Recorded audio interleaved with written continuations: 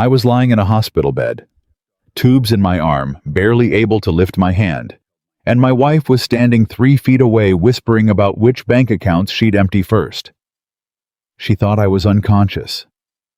She thought the machines were the only things still running. She was wrong. What I heard in that hospital room didn't just break my heart. It rewired every decision I would make for the rest of my life. And what I did next, nobody saw coming. Not her, not her son, not even my oldest friend. Drop a comment with your city. I want to see how far this story travels. And if you believe loyalty still means something, subscribe. This channel is for people who've earned every gray hair. I want to tell you something I have never said out loud to another living person. Not to my doctor. Not to my attorney. Not even to James, who has known me longer than most people I've buried. I want to tell you about the 61 seconds that changed the entire second half of my life. Because it wasn't a dramatic moment. There was no shouting, no confrontation, no slammed door or shattered glass. It was quiet. It was whispered. And it was said by the woman whose name was tattooed on my chest right above my heart after our wedding in Savannah 3 years ago. 61 seconds of whispered words, and every single one of them felt like a blade I never saw coming. My name is Richard Hayes. I'm 66 years old. I was born in a 2-bedroom house in Asheville, North Carolina, the third of 4 children. My father worked the rail yards. My mother cleaned offices at night and made biscuits in the morning like it was a religion. We weren't poor. We weren't rich. We were the kind of family that understood work before we understood almost anything else. I started Hayes Construction Group when I was 27 years old. 1 truck, 1 toolbox, 2 employees, me and a kid named Denny, who couldn't even drive a straight line but could pour concrete better than anyone I'd ever seen. By the time I turned 50, we had 240 employees. We built subdivisions, repaired municipal infrastructure, won a state contract for bridge restoration that made the local paper twice. I don't say that to impress you. I say it because you need to understand what was at stake. And more importantly, you need to understand what kind of man I was before that hospital room and the man I became after. I was the kind of man who believed that if you worked hard enough, if you were honest enough, if you showed up every single day, no matter what, life would be fair to you. I believed that until I was 63 years old. That was the year Emily died. Emily Ruth Hayes. Born Emily Ruth Calloway was my wife for 31 years. We met at a church potluck when we were both 24. She was holding a casserole dish and arguing with her mother about whether the green beans needed more salt. I walked over to referee and never really left. We built everything together. The house on Ridgeline Drive, the company, 2 sons, our boys Daniel and Marcus, who are grown now with families of their own. Emily kept the books for the first 8 years of Hayes Construction sitting at our kitchen table after the kids went to bed, calculator in one hand and a cup of coffee that had long gone cold in the other. She was the person who told me the truth when everyone else told me what I wanted to hear. And when she was diagnosed with ovarian cancer at 58, she faced it the same way she faced everything, without complaining, without asking for anyone's pity, and with a quiet kind of courage that I've spent 3 years trying to find words for and still can't. She died on a Tuesday morning in October. I held her hand. And when she was gone, I walked outside into the cold air and stood in the driveway for a very long time, looking at nothing. I didn't know how to live in a house that didn't have her in it. I didn't know how to be the kind of man I had been, the one who came home to something that mattered. For 2 years I tried. I worked more. I donated more. I took on projects I didn't need just to fill the hours between dark and dark. But the house on Ridgeline Drive still felt like a museum to someone I couldn't get back. I met Victoria Anson at a charity auction in downtown Asheville. She was 52, recently widowed, or so she told me, with 1 son from her first marriage. Her name was Victoria, but she asked everyone to call her Vicky. She laughed at my old stories. She made me feel like the things I said were worth hearing. After 2 years of silence, after 2 years of coming home to a house that echoed that laugh, felt like oxygen. I know how that sounds. I know sitting here now how easy it is to see the shape of what was happening. I'm not asking you to pity me. I'm asking you to understand that grief does something to a person. It files down your edges. It makes you want to believe things that at 54 or 40 or 30 you would have questioned for half a second before walking the other direction. I was 64 years old, and I was lonely in a way I didn't have language for. Victoria had language for everything. We dated for 14 months. She was attentive. She was warm. She asked about Emily, not in a probing way, but in the way that said, I know she mattered, and I'm not asking you to forget her. She came to company events and shook every hand in the room. She cooked Sunday dinners and made my boys feel welcome, even if Daniel never fully warmed to her. Dad. Daniel told me once about 6 months in, she's a little too comfortable with your credit card. I told him he was being protective. He said, maybe, but I'm not wrong. I should have listened to Daniel, but I didn't. We were married on a Saturday in April in a small ceremony in Savannah. 50 guests, a dinner at a restaurant on the riverfront. I wore the same suit I wore to the Chamber of Commerce banquet the year Emily was in remission, and we danced in the parking lot after midnight because we thought we'd beaten it. I know, but I was 64 years old, and I wanted to believe I hadn't used up all my chances. Ryan, Victoria's son, was 31 when we married. He shook my hand at the wedding and said, I'm glad my mom found someone like you, Richard. I remember thinking this is a good young man. I thought that for approximately 6 weeks. Ryan didn't have a job. Not a steady one. He'd had 3 since I'd known him, 2 of which ended under circumstances that Victoria described in very vague terms and that I didn't push on. He lived in an apartment that I suspected, though I never confirmed, was being quietly supplemented by his mother, which meant by extension, by me. He drove a nice truck. He wore expensive shoes. He spent a lot of time at the house on Ridgeline Drive, which I'd kept after Victoria and I married. I noticed after a few months that he spent a lot of time in my garage, specifically around the Camaro. The 1969 Chevrolet Camaro SS was not just a car. I need you to understand that before I go any further, because otherwise the rest of this story won't mean what it's supposed to mean. Emily and I found it at an estate sale when we were 46. It was in pieces. Literally, the engine block was on a work table. The chrome was in boxes. The interior was stripped down to bare metal. The previous owner had started the restoration and run out of time. We bought the whole mess for $4,000 and spent the next 2 years putting it back together. Every Saturday morning, out in the garage, Emily would sit on a lawn chair with a coffee and a parts catalog, reading specifications to me while I worked. She learned more about that car than most mechanics. She was the one who found the original factory color, a shade of green called Fathom Green, that you almost never see anymore, and drove 40 minutes to a specialty supplier to get the exact paint mixed correctly. When we finished it, we took it to a car show in Hendersonville and won a ribbon. Emily was more proud of that ribbon than anything I'd won in business. She framed it and hung it in the garage. The ribbon was still there. Ryan looked at that car the way people look at things they feel they deserve. I noticed. I filed it away. But I didn't act on it. Not yet. The collapse happened on a Wednesday afternoon. I was at a job site, a bridge restoration project over the French Broad River. We were 3 weeks from completion. I'd been on my feet since 6 in the morning. It was hot. I hadn't eaten enough. I hadn't slept well in a week. I was walking the inspection line when my chest went tight. Not a sharp pain, more like a fist closing around something inside me. I sat down on a concrete barrier, and then I was on the ground. I woke up in the ambulance with a young paramedic named Shane leaning over me saying, "Sir, can you tell me your name?" I told him Richard Hayes. He said, "Okay, Richard, we've got you." I thought Emily would have hated this. The hospital was Mission Health in Asheville. I was there for 3 days before they got the full picture. There was a mass near my heart. They found it on the initial scan. The doctors said the word mass, the careful way doctors say words when they don't want to say the other word yet. There was also an infection, bacterial severe, the kind that can move fast in someone my age.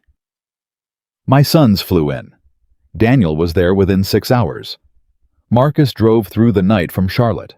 Victoria arrived at the hospital with flowers and red eyes, and her hand found mine immediately. "You scared me," she said. "Don't you ever do that to me again." I squeezed her hand. I said, "I'm not going anywhere." That was Wednesday. By Friday, the doctors still didn't have complete results. The infection was responding to antibiotics. The mass needed more imaging.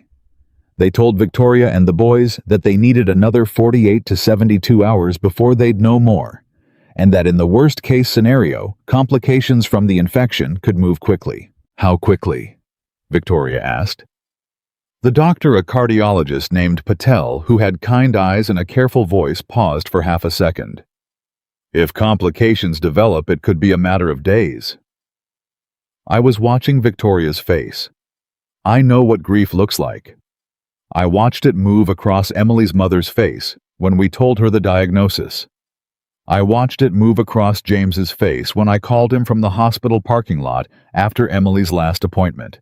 What I saw move across Victoria's face was not grief. I didn't have a word for it yet. But I filed it away. Friday night. My room was quiet. The hall outside had gone down to the overnight murmur of a hospital's soft footsteps, the distant beep of monitors, the occasional PA announcement. I was exhausted, but I couldn't sleep. My mind kept running calculations I didn't want to run. What the mass might be, what the infection might do, whether the project manager on the French Broad Bridge could hold the crew together without me for another week. Victoria was sitting in the chair beside my bed. She thought I had finally fallen asleep. My eyes were closed. My breathing had slowed the way it does when you're under. I'd been drifting in and out for the last hour, and she must have thought I'd gone under for good. I felt her shift in the chair. I heard her take out her phone. I heard her dial. The voice that answered on the other end was Ryan's. I recognized it immediately. He must have answered fast, 1, maybe 2 rings. "Mom," he said. "What's going on?" "He's asleep," Victoria said, and her voice was different. The softness was gone. The careful warmth that I associated with her, the voice she used in social situations, the voice she'd used when she told me she loved me, all of it stripped away. What was left was something flat and businesslike that I had never heard from her before. "The doctor said complications could put him in 3 days," she said. 3 more days, and everything will finally be mine. The room did not spin. I want to be honest about this. Every part of me went completely still.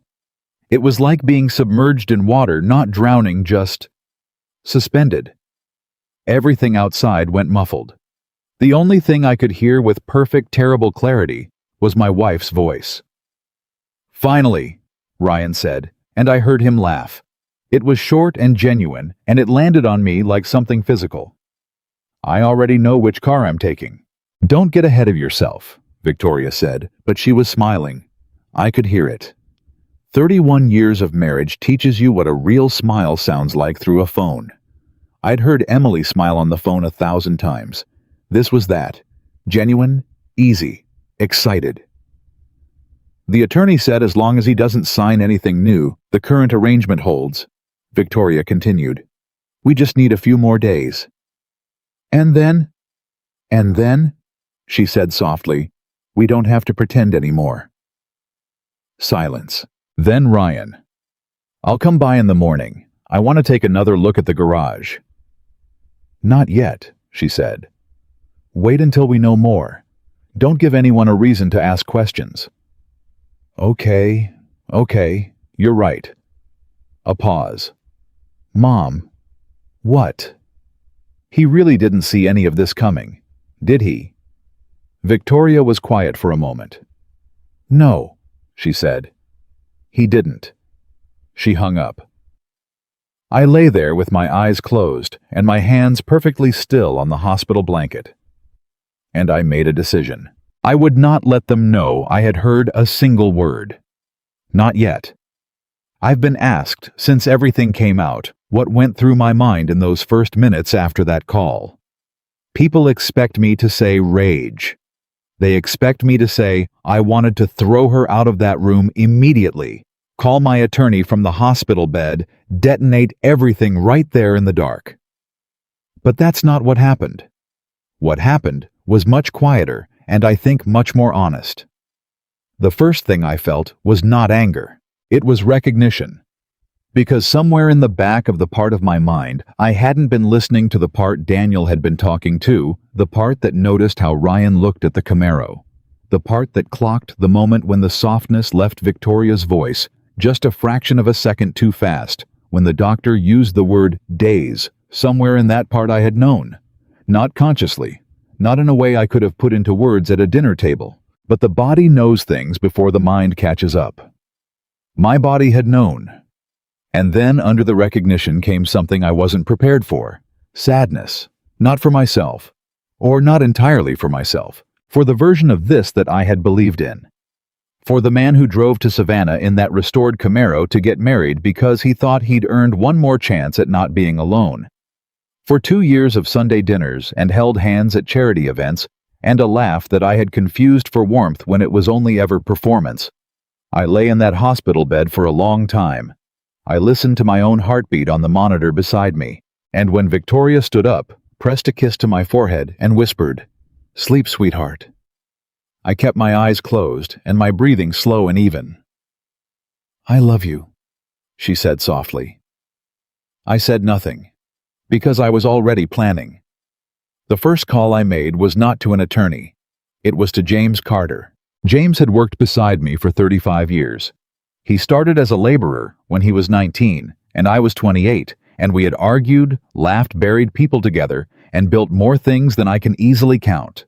He had bad knees, an opinion about everything, and a moral compass so reliable I had used it as a reference point for most of my adult life. I called him at 6:15 Saturday morning before Victoria woke up. "I need you to come to the hospital," I said. Not as a friend right now, as the only person I trust completely. He didn't ask questions. He said, "I'll be there in 20 minutes. He was there in 18. I told him everything.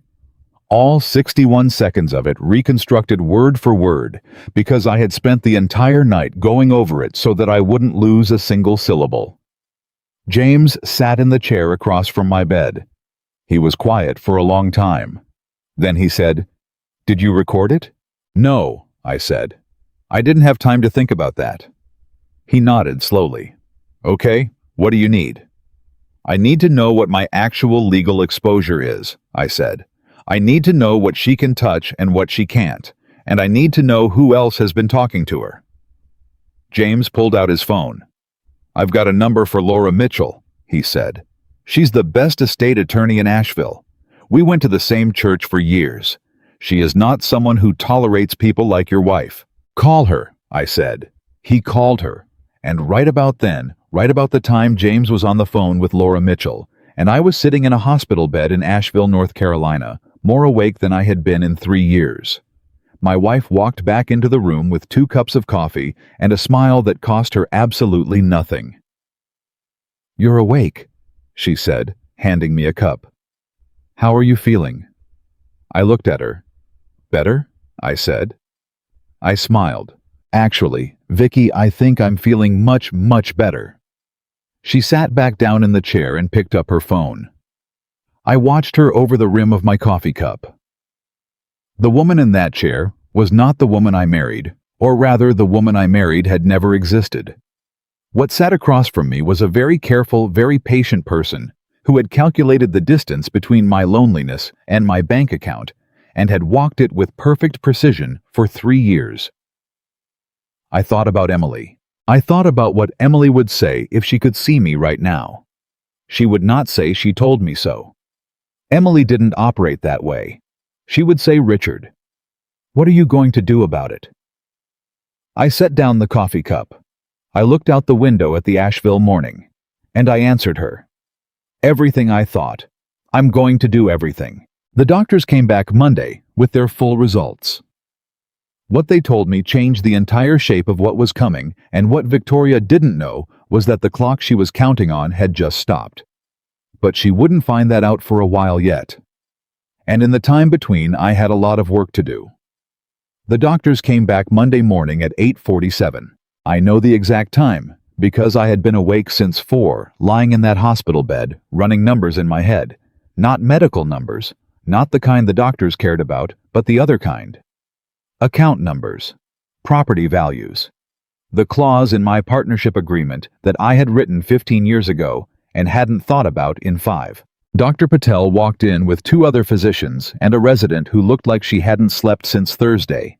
He had a tablet in his hand and the careful expression that doctors wear when they're about to say something that will change the air in the room. Victoria was already there. She'd arrived at 7:30 with a paper bag from the bakery down the street and a travel mug of coffee she'd made at home. She set the coffee on my bedside table and kissed my cheek and asked how I'd slept, and I told her fine, and she smiled, and for a moment, just a moment, I felt the full weight of what I was carrying alone. She did not know I was carrying anything. That was the only advantage I had, and I intended to keep it. Dr. Patel looked at me, and then at Victoria, and then back at me. "Would you like to speak privately, Mr. Hayes?" Victoria put her hand on my arm immediately. "He wants me here, don't you, sweetheart?" I looked at Dr. Patel. "She can stay," I said, because I needed to see her face. Dr. Patel cleared his throat.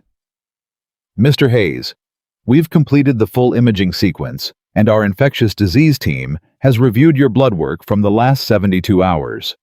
He paused. "The mass we identified is not malignant.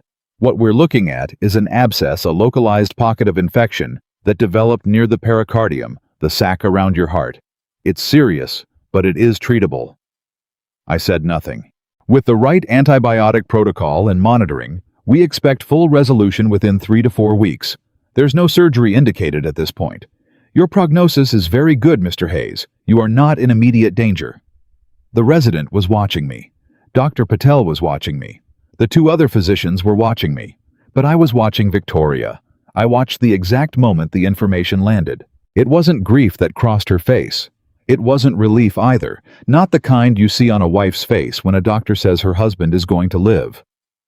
What crossed Victoria's face in that single, unguarded second was something I can only describe as recalculation, like a spreadsheet updating, like someone who had arranged all the furniture in a room a specific way, suddenly being told the room had different dimensions than expected. It lasted maybe half a second. Then she pressed both hands over her mouth, and her eyes went wet, and she said, "Oh, thank God," in a voice that broke perfectly on the second word. She was good. I will say that plainly. She was very, very good. She reached for my hand. She squeezed it. She looked at Dr. Patel with shining eyes and said, "So he's going to be okay. He's really going to be okay." "We're optimistic," Dr. Patel said. "We'd like to keep him another 3 to 4 days for monitoring, but yes, Mr. Hayes should make a full recovery." "Thank you," Victoria said. "Thank you so much." She turned to me with tears on her cheeks and a smile that would have broken my heart 3 days ago. I squeezed her hand back. "Looks like I'm not going anywhere," I said. She laughed a soft, relieved laugh. "I told you," she said. "I told you not to scare me like that." I smiled at her, and behind that smile, I was thinking about a phone call I needed to make before she got home. Because Laura Mitchell had told me Friday afternoon that time was the one thing I could not afford to waste. The meeting with Laura had lasted 40 minutes. James had set it up for that same Friday 2 hours after I called him, and she had come to the hospital herself, a small, precise woman in her early 60s with wire-rimmed glasses and the kind of quiet authority that doesn't need volume to make a point. She sat in the chair across from my bed, and she listened without interrupting while I told her everything. When I finished, she was quiet for about 10 seconds. Then she opened her notepad and clicked her pen. "Tell me the structure of your estate as it currently stands," she said. I told her. "The house on Ridgeline Drive. The company Hayes Construction Group held in my name with a minority ownership arrangement for my senior partners. 3 investment accounts. 2 real estate properties, a commercial building I'd held for 12 years, and a piece of undeveloped land outside of Weaverville. The Camaro. And a will that had been written 4 years ago, when Emily was still alive, that had never been updated." Laura set down her pen. "Richard," she said, "your current will leaves the majority of your estate to your surviving spouse." "I know," I said. "Victoria." I know. And you haven't updated it since Emily passed. No. She looked at me for a moment. That was an oversight. It was grief, I said. It felt like paperwork. She nodded once, not unkindly. All right. Here's what I need you to understand. As your current spouse, Victoria, has a legal claim to a significant portion of your estate, regardless of what your will says, under North Carolina's elective share statute. Which means this isn't just about updating documents, it's about restructuring how you hold your assets before any formal proceedings begin. How quickly can we move? If you're mentally competent, and there's no legal challenge to your decision-making capacity, which given your medical situation, she may try to argue we can begin immediately. But we need to move before she gets power of attorney over anything. Has she presented you with any documents? I thought of Saturday morning. The paperwork. Victoria's gentle smile. These are just temporary documents. She tried. I said. I didn't sign. Laura exhaled slowly. Good. That's the best thing you did. She'll try again, I said. She will. Laura agreed. So here's what we're going to do. She talked for 20 minutes. She was methodical and direct, and she didn't soften anything, which was exactly what I needed. By the time she left, I had a plan, a timeline, and the number of a private investigator she trusted. James stayed after she left. He sat down in the chair and looked at me for a long moment. You holding up? He said.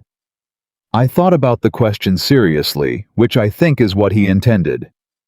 I'm angry, I said. But it's the cold kind, not the hot kind. He nodded. Cold is better. Hot makes you stupid.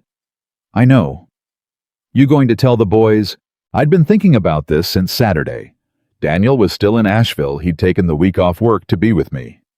Marcus had driven back to Charlotte Sunday, but was ready to come back on an hour's notice. They both needed to know. But I needed to control when and how. Not yet, I said. If Daniel finds out before I'm ready to move, he will confront her. You know he will. James made a sound that was not quite a laugh. He gets that from you. I know, that's why I'm waiting. I looked at the ceiling. I need 3 days, James. That's all I need. 3 days to get the framework in place before she realizes the timeline she was counting on has changed. He was quiet for a second. 3 days, he repeated, and something in his voice had a dry, dark quality to it that I appreciated. Seems about right, I said. He understood. He didn't say anything else about it. He just stood up, patted my arm, and said he'd be back in the morning. That had been Friday evening. Now it was Monday morning, and Dr. Patel had just told Victoria that I was going to live, and I had watched her face do the thing that would have devastated me if I hadn't already known what she was. And she was sitting beside me with wet eyes and a warm hand over mine, and everything that was going to happen next had already been set in motion. She just didn't know it yet. The first piece of what Laura called the restructuring happened Monday afternoon. James brought her to the hospital at 2 o'clock with a notary and 2 documents that I reviewed for 20 minutes before signing. The first transferred operational authority of Hayes Construction Group into a newly established business trust, one structured specifically to protect the employees and their profit-sharing arrangements. The second began the process of re-registering the commercial property in a holding entity that would take it outside the direct reach of marital asset claims. Victoria was in the cafeteria getting lunch.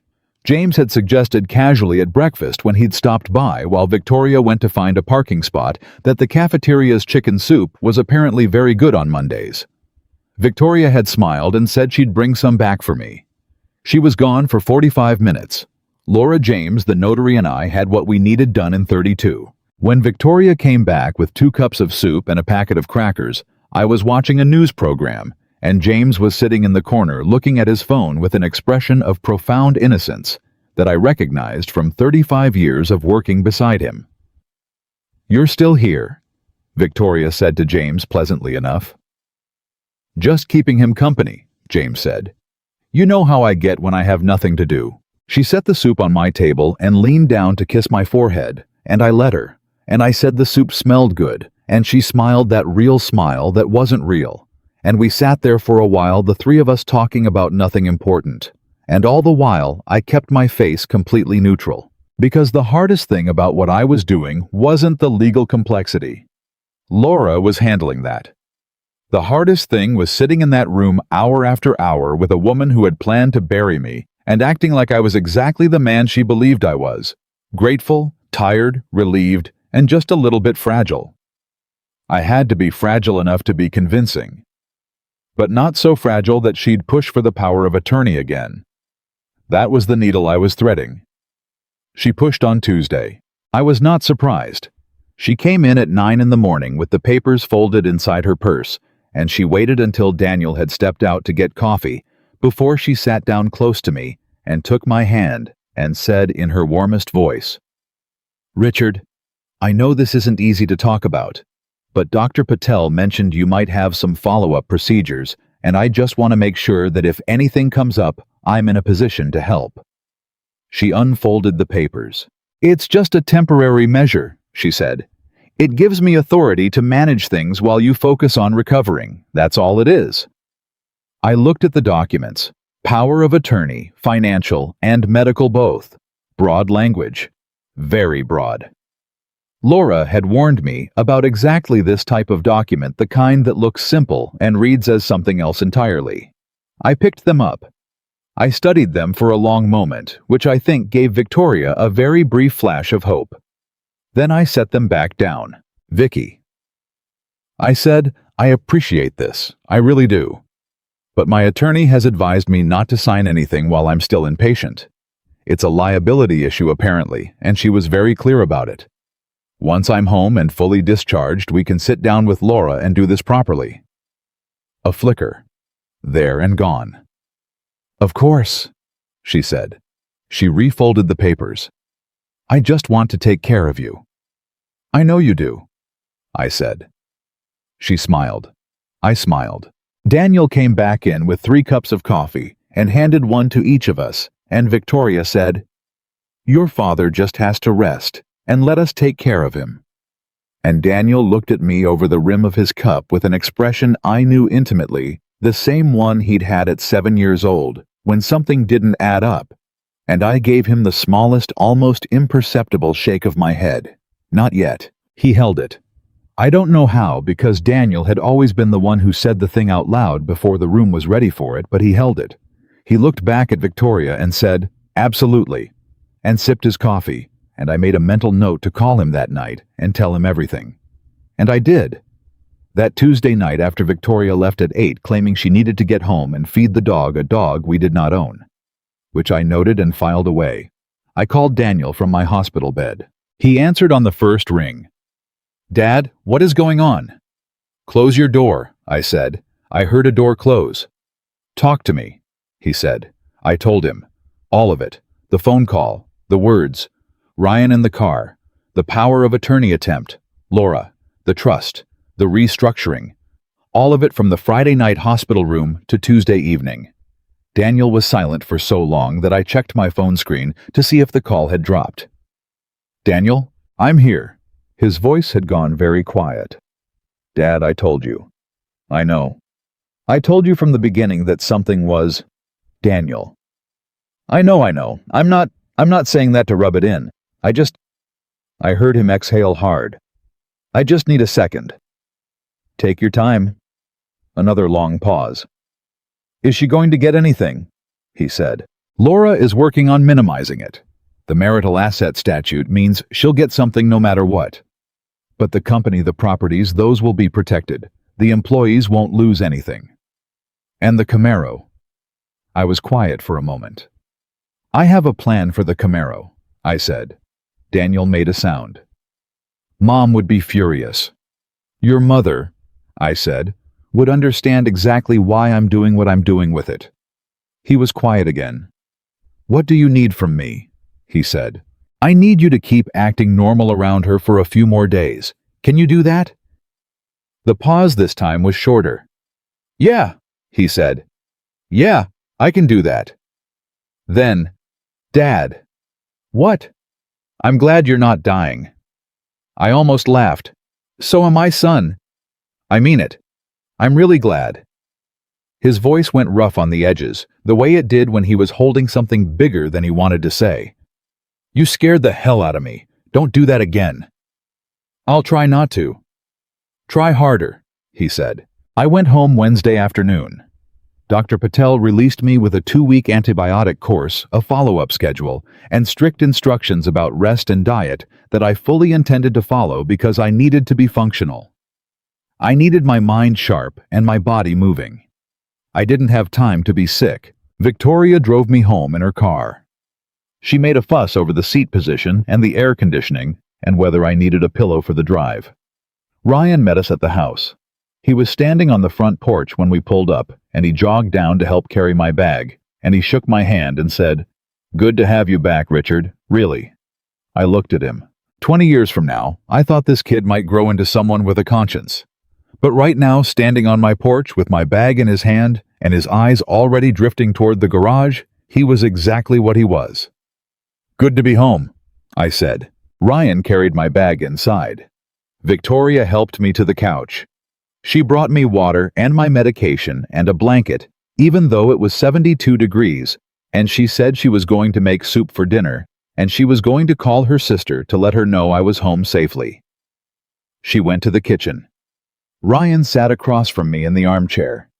We were alone for the first time. He leaned forward, forearms on his knees, and he was doing the thing where you try to look casual and you don't quite pull it off. The slight forward lean, the deliberate eye contact, the small smile that's meant to convey warmth but is actually just measuring. "So," he said, "how are you feeling? Really?" "Tired," I said. "But they say I'll be fine." He nodded. "That's great. That's really great, Richard." He paused. "I was really worried about you, you know. We both were." I looked at him. "Ryan?" I said, "What do you know about the Camaro?" He blinked. "What? The car. In the garage. What do you know about it?" He sat back slightly. "I mean, it's a beautiful car. I've always admired it. You've mentioned Emily, and you worked on it together, that's really something, Richard. That's a really special." "What year do you think it is?" He hesitated. "What year?" "The car. What year?" "69. He said, making it sound like he wasn't sure, even though I had watched him stand in my garage 3 weeks before my collapse and tell one of his friends it was a 69 SS with matching numbers and explain what that meant for resale value. "That's right," I said pleasantly. He relaxed a fraction. "69 Camaro SS, I said. Fathom green, matching numbers. Emily and I restored it ourselves. Took us 2 years. I looked at him levelly. It's worth somewhere between $80,000 and $95,000 depending on who's buying. Ryan went very still. "I didn't know that," he said carefully. "Sure you didn't," I said and smiled. "I was just curious." Victoria called from the kitchen that the soup would be ready in 20 minutes, and Ryan stood up and said he was going to go help her, and he left the room fast enough that I noticed.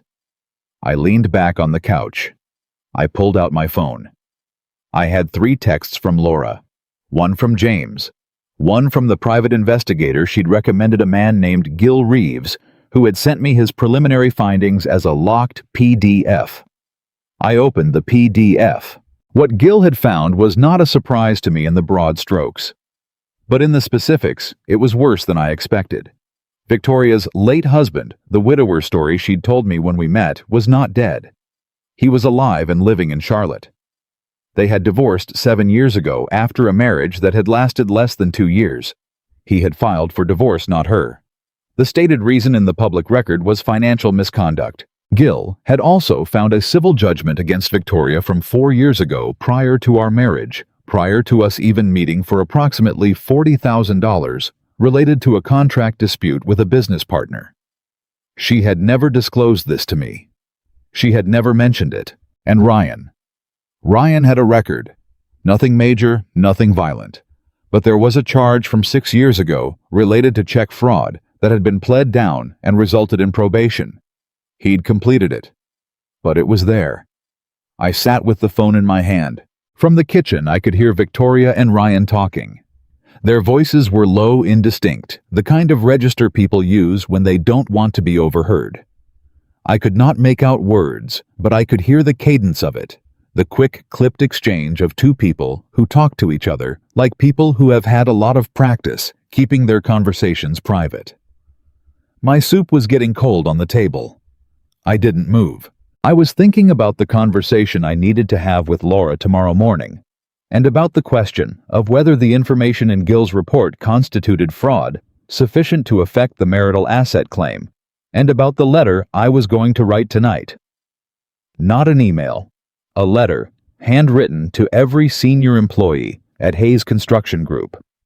I was thinking about what I was going to say to them, how I was going to tell them what they meant to me, what the company meant to me, what Emily would have thought of every single one of them. And I was thinking about Emily. I was thinking about her the way I always did when things got hard, not with grief anymore, or not only grief. With something more like consultation. Like she was still in the room, still on the lawn chair, with the parts catalog, still reading specifications to me while I figured out how something broken was supposed to fit back together. Vicky says soup's ready. Ryan was standing in the doorway. I looked up at him. Thanks, Ryan, I said. I folded the phone into my pocket and stood up slowly because I was genuinely still recovering, and because there was no reason to show him anything different, and I walked to the kitchen table where Victoria was setting 2 bowls and a basket of bread, and she smiled at me, and I sat down and we ate dinner together like a family.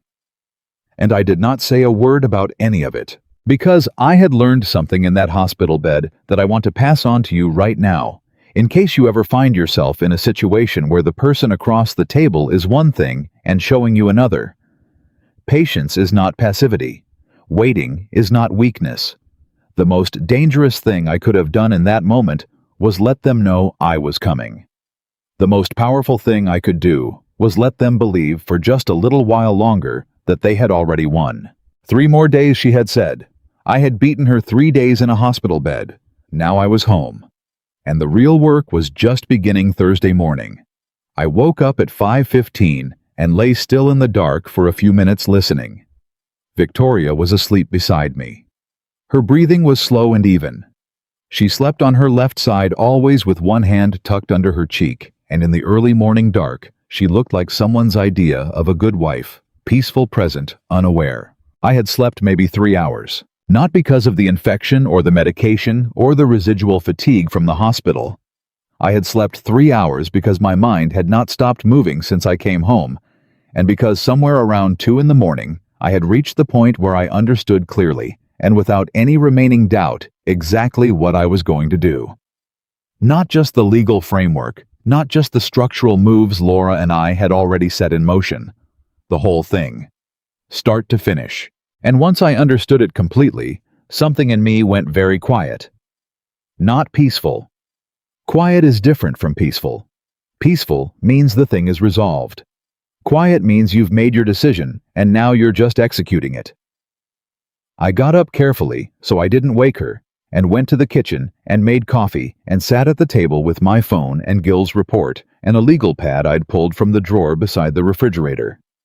At 5:43, I called James. He answered on the second ring because James Carter had been waking up before 6 for 40 years, and old habits don't negotiate. "You're up early," he said. "I need to talk to you about the gathering," I said. A pause. The gathering. Victoria mentioned last week that she wanted to have people over once I was home from the hospital. A welcome home kind of thing. I think we should let her have it. James was quiet long enough that I could hear him thinking. "Richard," he said slowly, "I know exactly what you're going to say. Then you know I'm right." "James, I've thought about this since 2 o'clock this morning. Trust me." Another pause. Then, I'm thinking Saturday. Gives us 48 hours to make sure everything is locked in on the legal side. Laura confirmed yesterday afternoon that the trust paperwork will be fully executed by Friday evening. The property transfer clears tomorrow.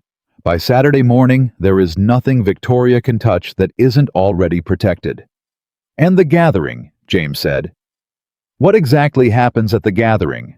"She gets to stand in front of everyone we know. I said, and tell them how much he loves me. He said nothing. And then, I said, they're going to find out who she really is. A very long pause. I need you to set something up for me, I said. I'll explain when I see you. Come by at 8. I'll be there at 7:45, he said and hung up. Victoria came downstairs at 7, surprised to find me already up and dressed and drinking my second cup of coffee. She stopped in the kitchen doorway and looked at me with the expression she used when she was recalibrating that half-second delay before the warmth came on like a gas burner catching. "You're supposed to be resting," she said. "I feel good." I said, which was mostly true. The antibiotics were working. My chest felt clearer than it had in weeks. "Sit down." I made coffee. She sat across from me and wrapped both hands around the mug I'd set out for her and gave me the soft, concerned look that had once made me feel cared for and now just made me feel tired. "I was thinking," she said, "that we should have people over this weekend. Just close friends. People who were worried about you. It would be good for morale." I looked at her over my cup. "That's a good idea," I said. She smiled. Yeah, Saturday. Let's do it Saturday." The smile widened. She reached across the table and put her hand over mine. "I'll start making calls today. I want it to feel like a celebration." "It will," I said. "I promise you." James arrived at 7:46, which for him was essentially being late. He came in through the back door. He'd had a key to the house for 20 years. A fact that Victoria had mentioned once early on, that she found a little unusual and that I had chosen not to address, and poured himself coffee without being asked, and sat down at the table. Ryan wasn't up yet. Victoria had gone upstairs to shower. The house was quiet in the way it gets when you know you have a limited window. I pushed Gil's report across the table to James. He read it in silence. When he finished, he set it down.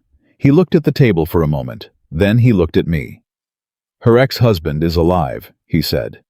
"Lives in Charlotte, 20 minutes from Marcus. She told you he was dead. At the charity auction, she said she was a widow. That was how she introduced herself. That was the story." I picked up my coffee. I believed it because I was grieving, and I wanted to believe it. That's on me. James shook his head. That's on her. Both things can be true. He looked at the report again. The fraud charge on Ryan. Check fraud.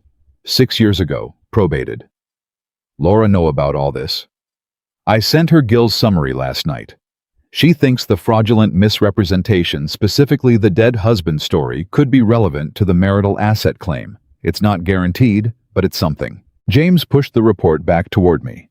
He pressed his palms flat on the table and looked at me with the expression he got when something was sitting in him that he needed to say out loud. "What?" I said.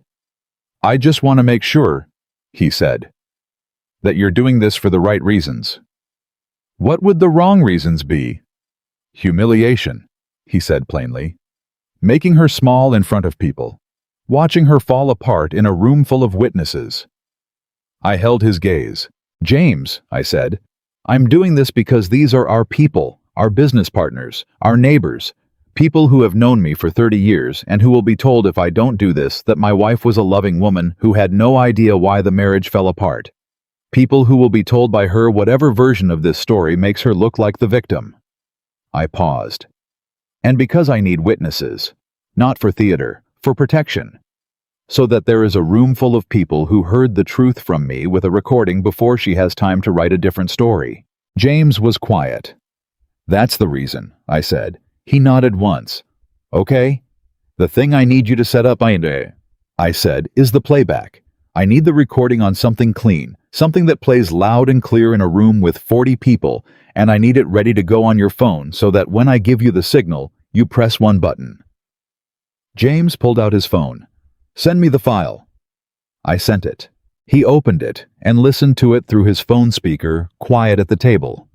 And I watched his face, while he listened to my wife's voice, say the words she'd said in that hospital room. And James Carter, who I had never once seen cry in 35 years, looked at the table and pressed his lips together and didn't say anything for a moment. Then, "I've got it. I'll test it tonight." "Thank you," I said. "Don't thank me," he said. "Just make sure you're ready." "I've been ready," I said, since Friday night. By the time Friday came around, the house on Ridgeline Drive had taken on the particular energy of a place being prepared for something. Victoria was on the phone for most of the day. She'd invited 43 people I counted from the list she left on the kitchen counter, which she hadn't been trying to hide because she didn't think she had anything to hide. Business partners, neighbors, a couple from our church we'd had over twice since the wedding. 3 of her friends, including a woman named Cheryl, who had been present at our wedding and who I had always found pleasant and slightly watchful. Daniel and Marcus, 2 of the senior project managers from Hayes Construction. She'd also invited Ryan's 2 closest friends, which I noticed and logged. She was building an audience. She just wasn't the one planning to use it. At 11 Friday morning, Laura called me. "It's done," she said. "The business trust is fully executed. The commercial property transfer completed this morning. The investment account restructuring is in process and won't be final for another week, but the mechanics are such that any marital asset claim is going to hit a wall." She'd have to litigate for months to get anything near what she was expecting, and the fraudulent misrepresentation issue gives us leverage to negotiate from. I exhaled. "What about the house?" I said. "The house is marital property. She will get a portion of its value. I'm sorry, Richard, there's no way around the statute on primary residence." "I know, I expected that." "Are you ready for tomorrow?" "Yes." "Do you want me there?" "I thought about this." "Can you come as a guest? Just be in the room." A pause. "I can do that." "Come at 7. Party starts at 6:30. "I'll be there," she said. "And Richard, whatever happens tomorrow night, what you've done this week is protect the people and the things that matter. Remember that if it gets hard in that room." "It's going to get hard in that room," I said. "I know," she said. "Do it anyway." Friday night, Ryan made his move. I wasn't expecting it to happen so soon. I had assessed Ryan as someone who operated primarily through his mother, who let her take the risk and position himself to benefit. But something had shifted in him since I came home. Maybe it was the doctor's report. Maybe it was the awareness that the timeline he and Victoria had built was gone. Maybe it was just impatience, which had always been his primary characteristic. Whatever the reason, he came to me at 9:30 Friday night, when Victoria had already gone upstairs to bed, and Daniel had gone back to his hotel, and the house was quiet. He knocked on the doorframe of my office. "You got a minute, Richard?" I put down my pen. "Sure," I said. "Sit down." He sat in the chair across from my desk, the chair that Emily's mother had given us as a housewarming gift years ago, upholstered in a dark blue fabric that Emily had always meant to replace, and never had. And he looked at me with the earnest, direct expression he used when he was working up to something. "I want to talk to you about something kind of sensitive," he said. "Go ahead." "The Camaro," he said. I waited. "I know it's a meaningful car to you. I know you and Emily built it together, and it has a lot of sentimental value." He shifted in the chair. "But I also know that you're dealing with medical bills, and the recovery is going to take some time. And I've been thinking, if you ever needed to liquidate an asset, that car is worth real money. And I want you to know that I would be interested in taking it off your hands, giving you fair value for it." He paused. "Obviously, this isn't the right time to talk numbers. I just wanted you to know the door's open." I looked at him for a long moment. He held eye contact. He was better at this than he'd been earlier in the week. He'd rehearsed this. "What would you consider fair value?" I said. He blinked. He hadn't expected me to engage. "Well, I mean, I'd want to get it properly assessed, of course, but I think somewhere in the range of 50,000–60,000 would be—" "Ryan," I said. He stopped. "2 things," I said. "First, I don't have medical bills. My insurance is excellent. Second, you told your friend Marcus Delaney 3 weeks ago in my garage that the Camaro has matching numbers and is worth between 80 and 95,000 at auction. So we both know the 50–60 range is not what you actually had in mind." The color left his face in stages. He started. "I'm not angry," I said, which was true in the same way it was true that the cold is not angry when it freezes something solid. "I'm just telling you where we are, so that we're talking straight." He said nothing. "The car is not for sale," I said. "Not to you, not to anyone right now." I leaned back in my chair. "But I appreciate you being honest about your interest." Finally. He stood up. His ears were red. "I was just trying to help," he said. "I know you were," I said pleasantly. He left the room fast, and I heard him go up the stairs, and I heard the muffled sound of a door, and then a few seconds later, the muffled sound of voices, Ryan's and Victoria's talking in that low, fast register I had been listening to all week. I picked up my pen. I finished the letter I was writing. Not to Laura, not to Gil, not to anyone involved in the legal process. This was a different kind of letter. Handwritten 3 pages to my senior employees, to James, to my project manager Carl Hewitt, to the head of my HR team Patricia Rowe, who had been with the company for 22 years, and who had once told Emily that working at Hayes Construction was the first place she'd ever felt like she mattered. I told them what I was doing with the company. I told them why. I told them that the trust structure Laura had built would protect their profit sharing and their benefits and their retirement contributions, and that no divorce proceeding or marital asset claim was going to change what I intended to leave behind. I told them that the company they had built with me was theirs, not legally, not yet. The trust wasn't structured that way, but in every way that I knew how to say it, in 3 pages of handwriting at 10 o'clock on a Friday night. I signed it Richard Hayes, which was the same signature I had been putting on documents since I was 27 years old, and I put it in an envelope and I set it on my desk where I would see it in the morning. Saturday arrived the way important days tend to, quietly without announcement. The light coming in the same way it always did, and the coffee tasting the same, and nothing in the ordinary texture of the morning giving any indication that by the time that day was over, everything would be different.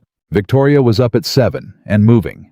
She was in her element when she was organizing something, and I watched her from the kitchen table as she went through the house with the particular focused energy of someone who has been looking forward to this for a long time. She was not wrong to be looking forward to it. She just didn't know what she was looking forward to. "You look tired," she said, stopping beside me. She put her hand on my cheek. "I'm okay," I said. "You should rest this afternoon, before people start arriving." She brushed my cheek with her thumb.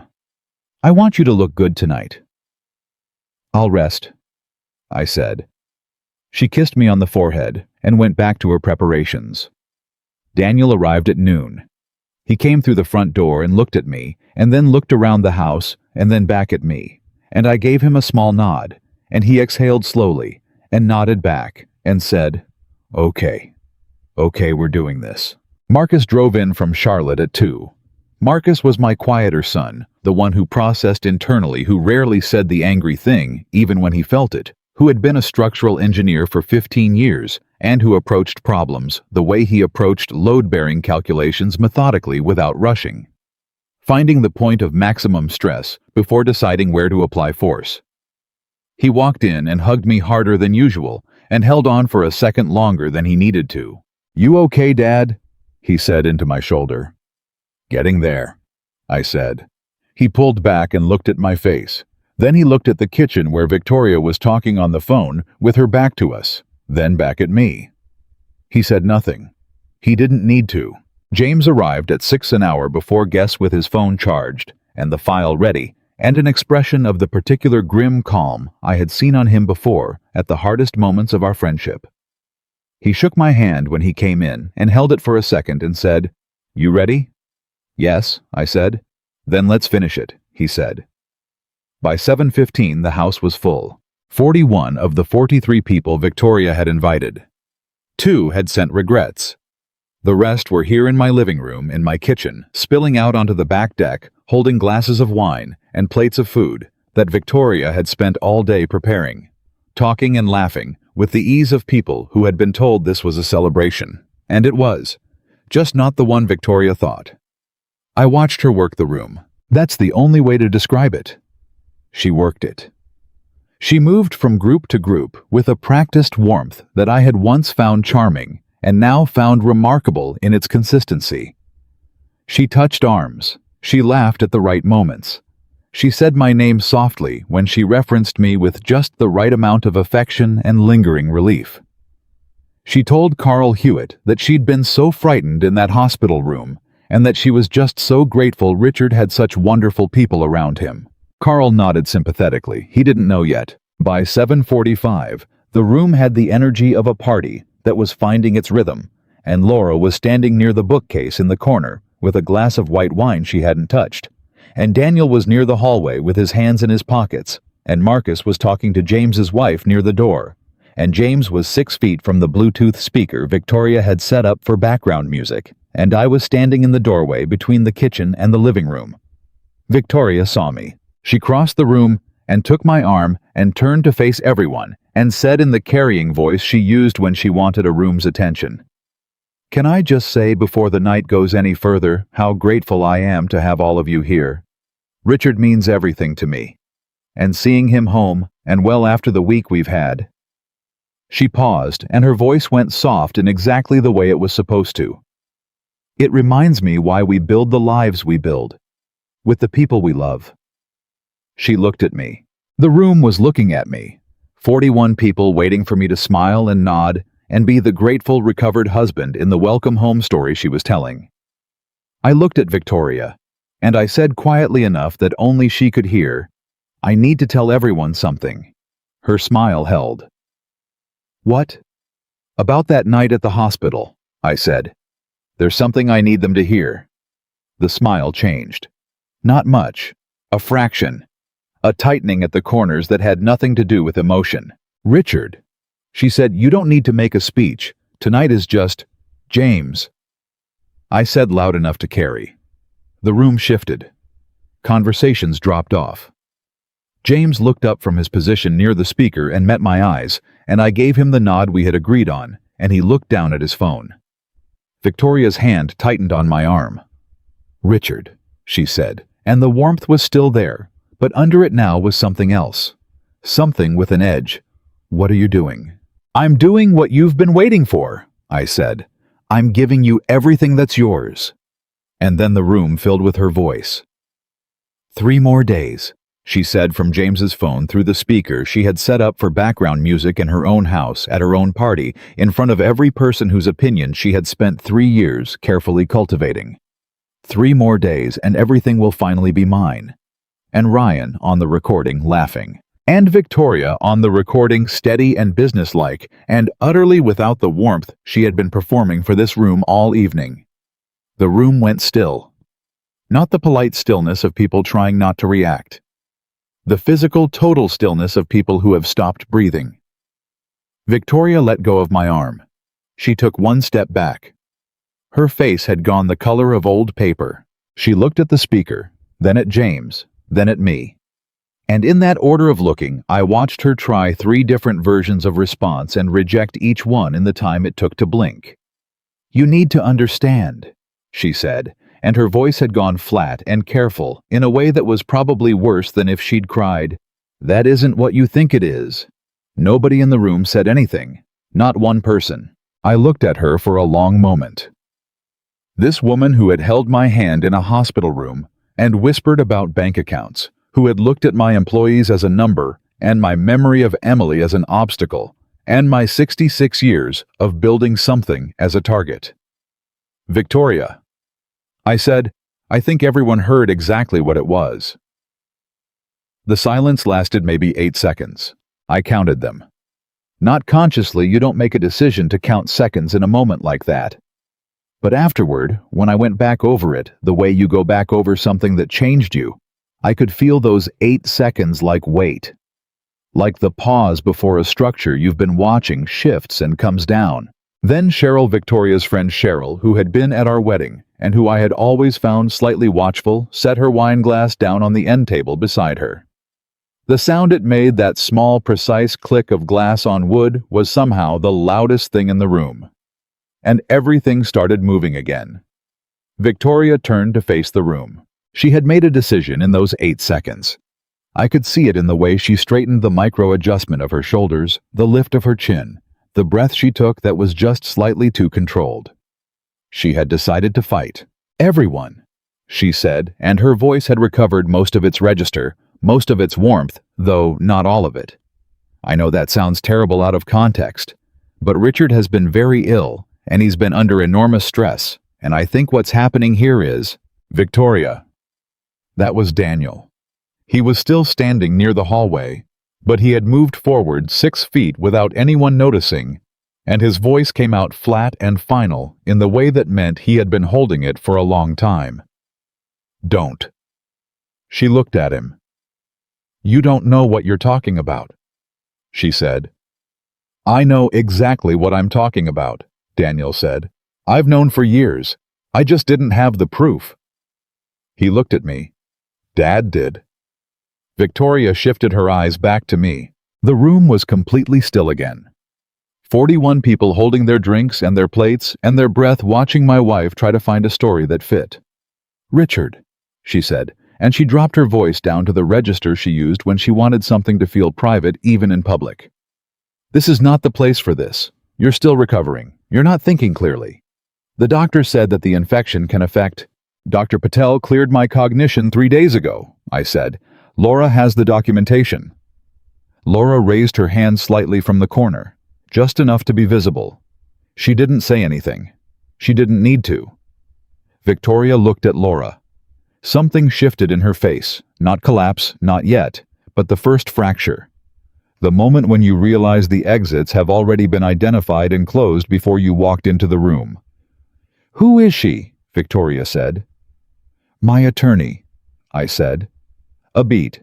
Your attorney, Victoria repeated. And for the first time all evening, the performance fell away completely. Not in grief, not in shame. In anger. Real uncalculated anger. You invited your attorney to our home, to a party in front of our friends. You set this up. You set this up, I said. You planned the guest list. You sent the invitations. You spent all day preparing this room. I looked at her steadily. I just made sure that what happened in it was the truth. She stared at me. In 35 years of marriage to Emily, I had never had a night that felt like this one. Emily and I had fought real fights, not small ones, the kind that leave marks you have to work back from together. But in all of it, in all those years, I had never once looked at her and felt nothing. Even in our worst moments, there was something underneath. Bedrock. Looking at Victoria right now, I felt nothing of the kind. What I felt was very clear, very simple, and very sad. Not for myself, for what I had confused her for. I want everyone to know, I said to the room now because this was never only about Victoria, that this is not what I wanted, not the way I would have chosen to do this.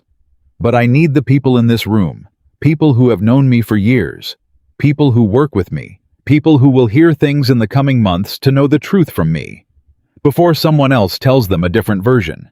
I looked at Carl Hewitt, who had been my project manager for 18 years, and who was standing very still with a glass of beer halfway to his face. I looked at Patricia Rowe, who had driven 40 minutes to be here tonight, and whose eyes were shining.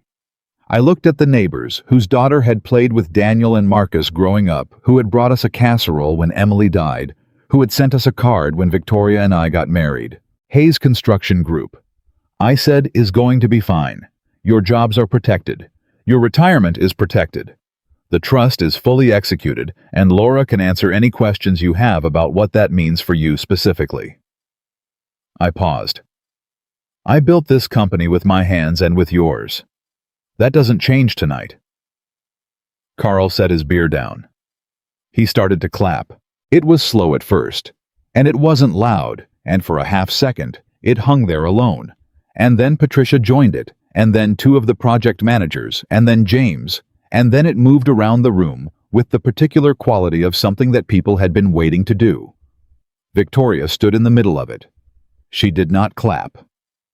Ryan, who had been near the back of the room since the recording played, and who had not said a single word, was looking at the floor. When the applause died, Victoria said, I need to speak to you, privately. No, I said. She blinked. There's nothing private left, I said. Anything you want to say to me, you can say here. For a moment, I thought she would walk out. I watched her calculate it, the exit option, the dignity preservation move, leaving the room instead of facing it. She was a person who calculated everything, and I could see the math happening in real time behind her eyes. Then she changed direction. "You want me to be honest?" she said, and her voice went cold and clear in a way I had never heard from her before. "Fine. Yes, I made a mistake talking on the phone that night. Yes, the words came out wrong.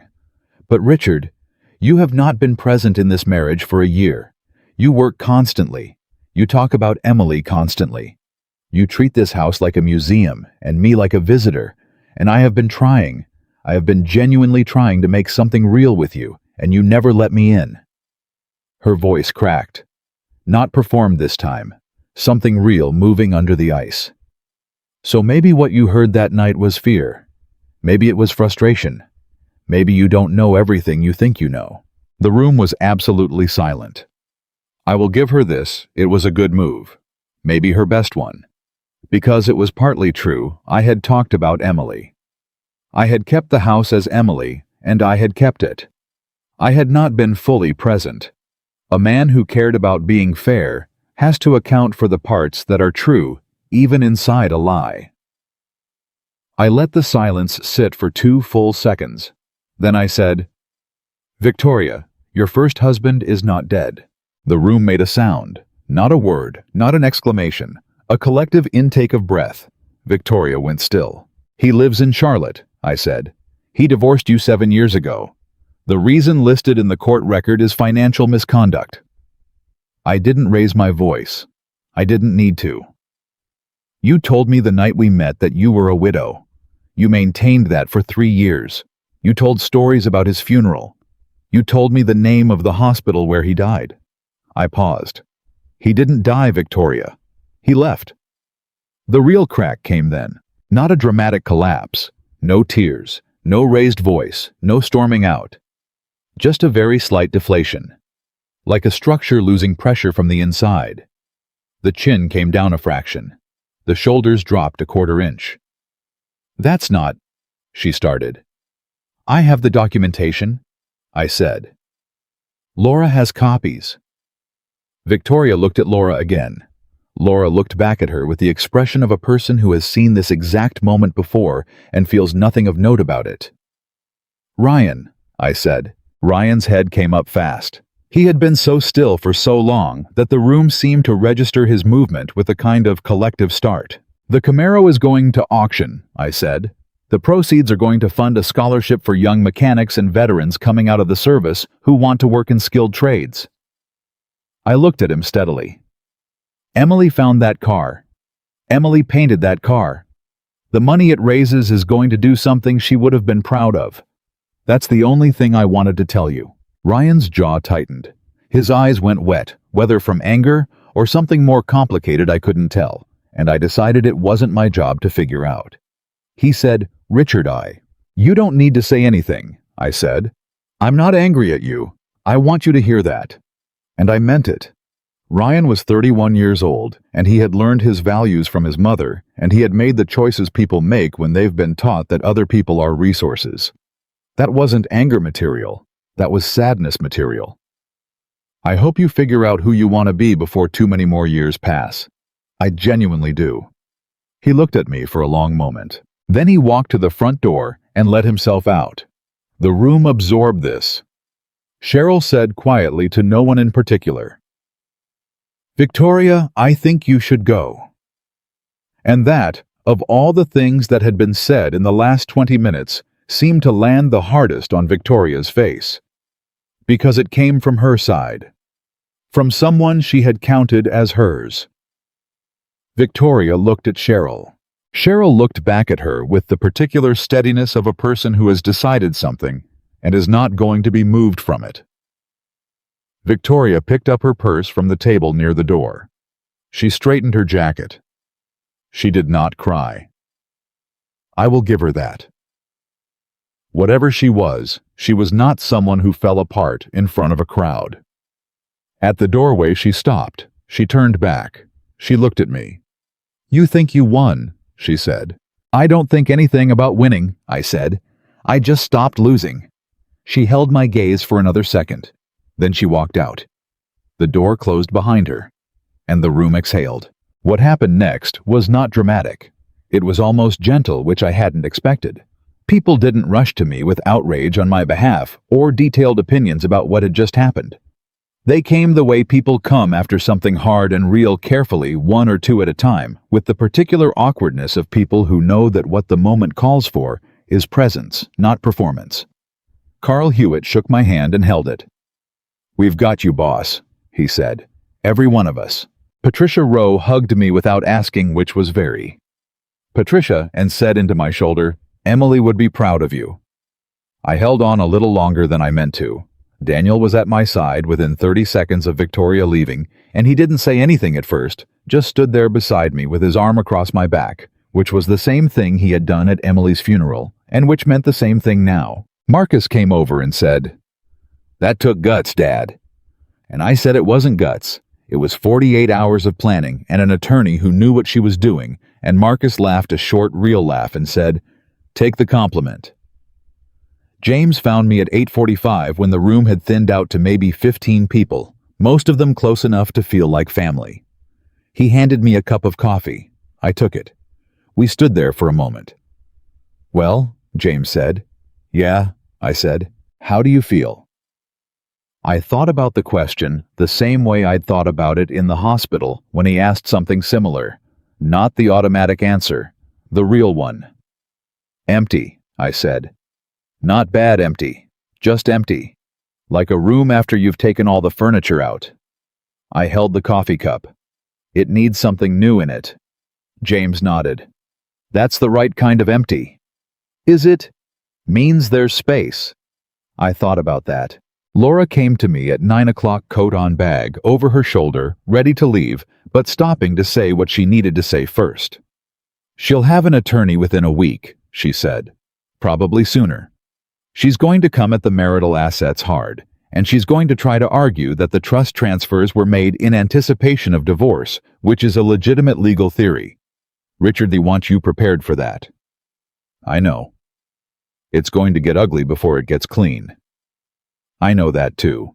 But the foundation is solid. What we built this week is solid.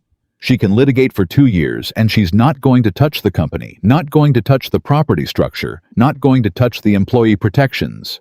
She paused. "She might get the house." I looked around the room.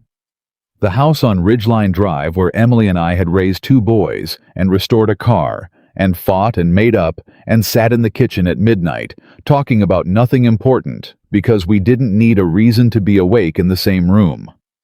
"Let her try," I said. Laura looked at me for a second. "You're a good man, Richard," she said. "I'm a man who made a bad decision because he was lonely," I said. "I'm trying to be something better now." She squeezed my arm and said goodnight and let herself out. By 10 o'clock the house was quiet. Daniel had offered to stay. I told him to go to his hotel and sleep, and come back in the morning, and we'd have breakfast and talk, really talk, for as long as we needed. Marcus had driven back to Charlotte because his kids had school in the morning, and I'd told him to go, that I was fine, that this was done. James was the last to leave.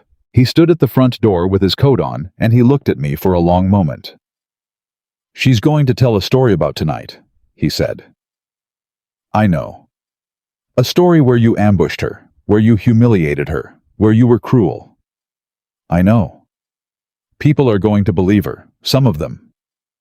"Some of them," I agreed. "Does that bother you?" I thought about it honestly. "Less than I expected," I said. He nodded. "The people in that room tonight heard what they heard," I said. 41 people. The recording played. The truth was in the room. What someone does with it after that, that's on them, not on me." "That's right," James said. "It's also on the recording she made herself," I said. "I didn't create that. She did." James looked at me with the expression he had when something sat right with him, but he wasn't going to say so out loud because he thought I already knew. "Good night, Richard," he said. "Good night, James." He left, and I stood in my house alone for the first time since I'd come home from the hospital. The room still smelled like the party food wine, the particular warm scent of 40 people in a space together. Victoria's decorations were still up. The plates were still out. There were glasses on every surface.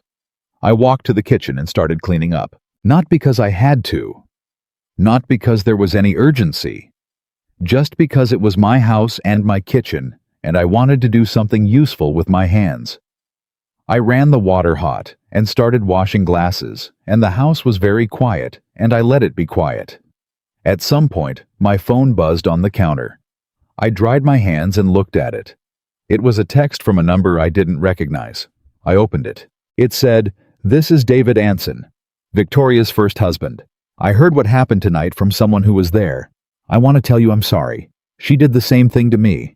I should have warned you when I found out you'd married her. I didn't, and I felt guilty about it every day since. If you need anything from me for the legal process, I'll testify, whatever you need." I read it twice. David Anson. The man who wasn't dead. The man who had lived 40 minutes from my son for the past 7 years, while his ex-wife built a life on the story of his funeral. I set the phone down on the counter. I stood there for a long moment. Then I picked it up and typed back, "Thank you, David. I'll have my attorney reach out." I put the phone in my pocket. I went back to washing the glasses. Outside, Asheville was doing what it always does at 10 o'clock on a Saturday. The distant sound of the city carrying on the particular quality of a southern night in late spring, soft and close, full of things that were still growing. I was 66 years old, and I was standing in my kitchen washing wine glasses from a party where I had just ended my second marriage, and I was not falling apart. I want to be honest about that because I think there's a tendency in these kinds of stories to perform devastation, to perform the appropriate level of loss, so that the audience knows you're human. But devastation wasn't what I felt. What I felt was tired. And underneath the tired, something I hadn't felt in 3 years. Relief. Not because I'd won something. Not because I'd beaten her or exposed her or taken back something she tried to take. Because the part of me that had been performing the part, that had been showing up to Sunday dinners and charity events and hospital waiting rooms, pretending that everything made sense, pretending that the warmth was real and the future was what it looked like, that part could finally stop. I didn't have to pretend anymore either. There was something equalizing about that. I finished the glasses. I dried them and put them away. I turned off the kitchen light. I walked through the quiet house and I stopped at the hallway that led to my office, and I looked at the door for a moment, and then I went in and sat at my desk and pulled out the letter I'd written the night before to my employees. I read it through once. It still said what I meant. I refolded it and put it back in the envelope and wrote the company address on the front. Then I took out a second sheet of paper, and I started writing a different letter. Not to an employee, not to an attorney, not to anyone who needed information from me. I started writing a letter to Emily. I know how that sounds. She was gone. She had been gone for 3 years. She couldn't read what I was writing, and she couldn't write back. And there was nothing mystical or magical about a letter to a woman who was buried in a cemetery 12 minutes from the house she'd spent 31 years in. But I had been carrying things I hadn't said, and I needed to say them somewhere. And there was only one person in my life to whom I had ever told the complete truth without calculating anything first. I wrote to her for 40 minutes. I told her about Victoria, the whole thing from the charity auction to the hospital room to the party. I told her what I'd done wrong and why and what it had cost. I told her about the Camaro, what it was going to become, what I hoped she'd think of that. I told her about Daniel and Marcus and how they'd been. I told her I was okay. And then I told her the thing I should have said a long time ago, that the grief I'd tried to outrun by building something new hadn't been something I could build around. That you don't fix missing someone by replacing them. That I'd learned that the hard way, in the most expensive and humiliating way available to a 64-year-old man with money and a need to believe in things. I told her I was going to be okay anyway. Because she had given me 31 years of understanding what real looked like, and even after she was gone, I could still tell the difference. I folded the letter. I didn't address it to anywhere. I put it in the drawer of my desk. And then I turned off the light and went upstairs to a bed that was mine again, in a house that was mine again, in a life that was finally, and at significant cost, completely mine again. Tomorrow, the divorce process would begin in earnest. Tomorrow, Laura would file the first documents. Tomorrow, Victoria would call her attorney, and David Anson would be contacted, and the machinery of ending would start running the way those things run, slow and grinding and expensive and necessary.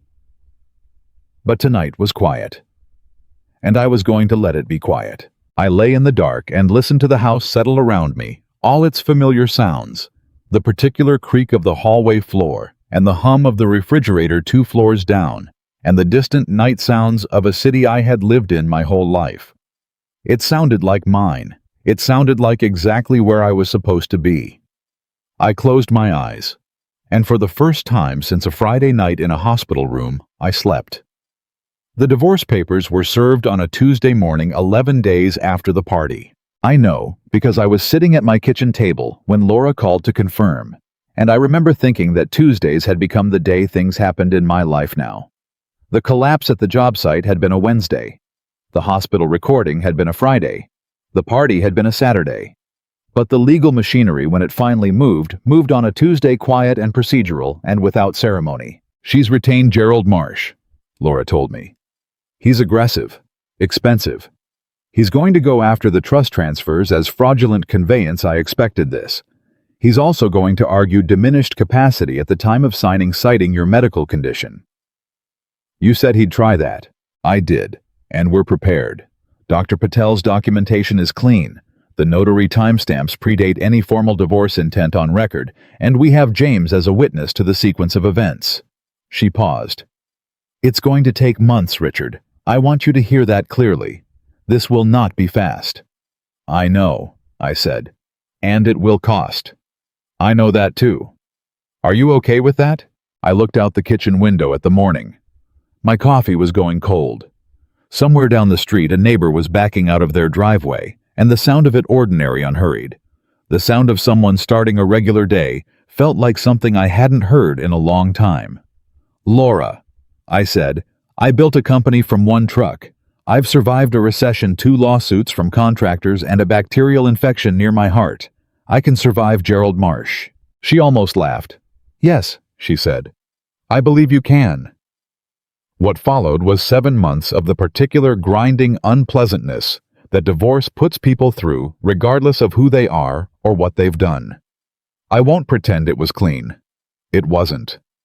Gerald Marsh was good at his job, which meant he was good at finding pressure points and applying force to them until something gave way. The first thing he went after was the party itself. He filed a motion claiming I had deliberately staged a public humiliation designed to damage Victoria's reputation prior to divorce proceedings, which he argued should affect the asset settlement. Laura dismantled this in 6 pages. The recording was made by Victoria herself, on her own phone, in a semi-public space. I had not manufactured it. I had not prompted it. I had simply been lying in a hospital bed while my wife whispered about my timeline for dying. The judge dismissed that line of argument in 3 weeks. Then Marsh went after the trust. This took longer. 3 months of filings and counter-filings and depositions that I sat through in Laura's conference room while Victoria sat across the table from me with Marsh beside her and looked at me with an expression that cycled through rehearsed hurt and cold calculation, depending on who was watching. I watched her do it and felt nothing except a distant recognition of someone working very hard at something that wasn't going to work. I was deposed for 4 hours one Thursday in October. Marsh was methodical. He walked me through the timeline of the trust formation, the property transfers, the sequence of decisions I'd made from the hospital bed forward. He was looking for inconsistencies. He was looking for moments where my account broke down, where the dates didn't align, where something I said contradicted something in the documentation. He didn't find any, because there weren't any. At the end of 4 hours, Marsh leaned back in his chair and looked at me with the expression of a man reassessing his position. "Mr. Hayes," he said, "I want to give you an opportunity. If you're willing to negotiate a significantly more generous settlement, one that reflects your wife's 3-year contribution to your household and emotional well-being, we can resolve this without further litigation." I looked at him. "Gerald, I said your client told a man she believed was dying that in 3 more days everything would finally be hers. That man was me. I was in that bed. I heard every word. I folded my hands on the table. There is no number that constitutes a fair settlement for what she had in mind. What there is what the law requires. Laura knows what that is. You know what that is. Let's not waste another Thursday pretending otherwise. Marsh looked at me for a long moment. Then he looked at his notepad. We'll be in touch, he said. They were in touch 6 weeks later with a number that was lower than his first demand and still significantly more than I thought she deserved. Laura and I talked through it. The house was still the primary sticking point. North Carolina's elective share meant Victoria was entitled to a portion of the marital home's value, regardless of what I wanted or what she'd done. Take the number, Laura said. Not because it's fair. Because fighting it for another year costs more than the difference, and every month you spend fighting is a month you're not moving on. I thought about it for 2 days. Then I called Laura and said, accept it. She said, you're sure? I said, I'm done paying for her with my time. Money I can make back, time I can't. The settlement was finalized on a Thursday in December, 9 days before Christmas. I signed the final documents in Laura's office in the late afternoon, and when it was done, Laura poured 2 small glasses of bourbon from a bottle she kept in her desk drawer for exactly these occasions, and we sat there for a moment in the quiet of her office. How does it feel? She said. Clean, I said. She nodded. Laura. I said, thank you, for everything, for coming to the hospital, for the calls at 6 in the morning, for being in that room on Saturday night. She looked at me over her glass. You did the hard part, she said. I just made sure the ground held under you while you did it. I raised my glass. She raised hers. We drank. On the drive home from Laura's office, I stopped at the cemetery. I do this when something significant ends or begins. I've done it since Emily died. Not every week, not on any schedule, just when something happens that she would have wanted to know about. I sat beside her headstone for a while. The evening was cold and still, and the cemetery was empty, except for me and whatever company the dead keep with each other. I told her it was over, the legal part anyway. I told her what the settlement had been because Emily always wanted to know numbers. She had kept the books. She had sat at the kitchen table with a calculator and tracked every dollar this company had ever earned and every dollar we'd ever spent, and she would have had opinions about the settlement figure probably delivered while making a cup of coffee she'd forget to drink. I told her about the Camaro. The auction had happened in November. The car sold for $88,000 to a collector in Tennessee, who, according to the auctioneer, had specifically sought out a Fathom Green 69 SS because his father had owned one. The money went into the Hayes Skilled Trade Scholarship, which Laura had helped us structure as a separate nonprofit entity. She's going to a man who actually loves what she is, I told Emily. I thought you'd like that. The cold settled in around me, and I sat with it for a while. Then I said, I'm going to be okay. I want you to know that. I'm going to be okay, and the company is going to be okay, and the boys are good. I stopped. I miss you. I'm going to keep missing you, and I've stopped trying to do anything about that. Some things you just carry. I stood up. I touched the top of the headstone the way I always do when I leave, and I drove home. The first scholarship recipients were announced in February. There were 4 of them, 2 recent high school graduates from Buncombe County, who had shown exceptional aptitude in vocational programs, and 2 veterans both in their late 20s who had come home from service and were looking for skilled trade apprenticeships. Patricia Rowe had led the selection committee, which she had volunteered for within 24 hours of my announcing the program to the company. I read their applications myself. All 4 of them. One of the veterans, a 28-year-old named Travis, had written in his application essay that he'd spent 2 years trying to figure out what he was good at outside the military, and that he'd always been good with his hands, but had never been in a situation where that was valued as something worth building a career on. I read that paragraph 3 times. Then I picked up the phone and called Carl. The kid named Travis, I said. The veteran. If he wants a position at Hayes after his apprenticeship year, I want him to have a shot at a real interview." Carl was quiet for a second. "You read the applications." "All 4 of them." "Richard." A pause. "You know the selection committee is supposed to—" "I'm not overriding the committee," I said. "I'm telling you that if Travis completes his apprenticeship and applies to Hayes, I want the hiring manager to give his application the time it deserves. That's all I'm asking." Carl said, "Yeah, I can do that." He did. Travis was hired 8 months later at the end of his apprenticeship year.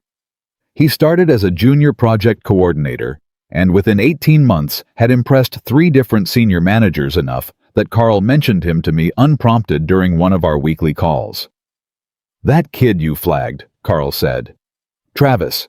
He's something else, Richard. He sees the whole job, not just his piece of it. That's rare at his level." I said, "Keep him." "Already planning on it," Carl said. James retired from active fieldwork in March, which he'd been threatening to do for 2 years, and which nobody fully believed until he actually did it. We threw him a party at a restaurant on Lexington Avenue. 40 people, real food, a slideshow that Carl put together of 35 years of job sites and company milestones that made James put on his reading glasses and then take them off again and look at the ceiling for a while. I spoke at the dinner. I told the story of the first day James worked for me when he was 19 years old, and I was 28, and I handed him a shovel and a level and explained what we were building and why it needed to be done right, and he looked at me and said, "I know how to use a level. I've been using a level since I was 12. You don't need to explain a level to me, boss." The room laughed. James did not look at the ceiling this time. He looked at me. 35 years, I said. This man has worked beside me for 35 years. He has told me the truth when I didn't want to hear it. He has shown up at every hard moment I have ever had, not because it was his job, but because that's who he is. I paused. James Carter is the reason Hayes Construction has a conscience. He always has been. James looked at the table for a moment. Then he looked back up. "I told you he'd get sentimental when I retired," he said to his wife, who was sitting beside him, and who laughed and covered her mouth. The room erupted. I sat down. Under the table, James found my arm and gripped it once, and I gripped his back, and that was everything we needed to say about 35 years. The morning after James's retirement party, my phone rang at 7:15. I didn't recognize the number. North Carolina area code, Asheville prefix. I almost didn't answer. I answered, "Mr. Hayes," a young woman's voice, slightly nervous.